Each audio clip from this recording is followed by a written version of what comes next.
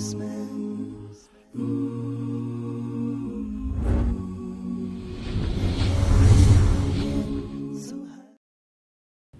sacred text of Islam, the Quran, talks about what human beings aspire towards.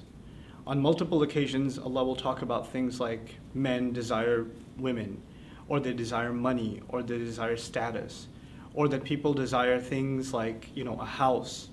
So people work towards these things because they have strong urges towards them. Even today, young people might want to finish a degree, or might want to get ahead in their career, or might want to start a relationship that they're longing for. All of these things are always going to be there. They've always been there. There's a modern manifestation of them today, and there's an older, pre-modern manifestation of them before.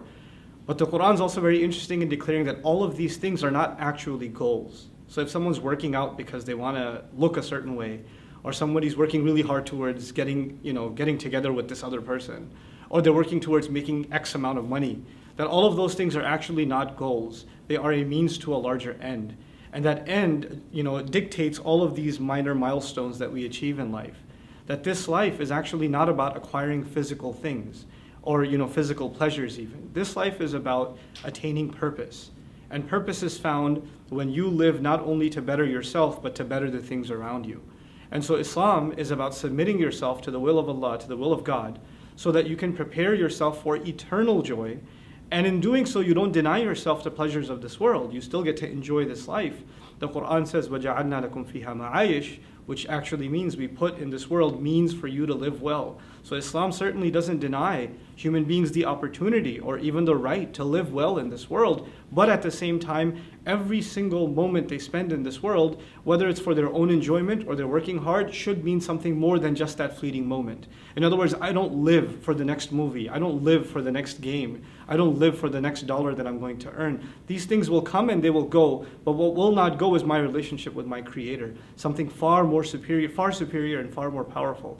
So Islam is really at the core of it asking you and me to find true purpose in our lives, and that purpose will be to find the one who made us and then see how he wants us to live our lives.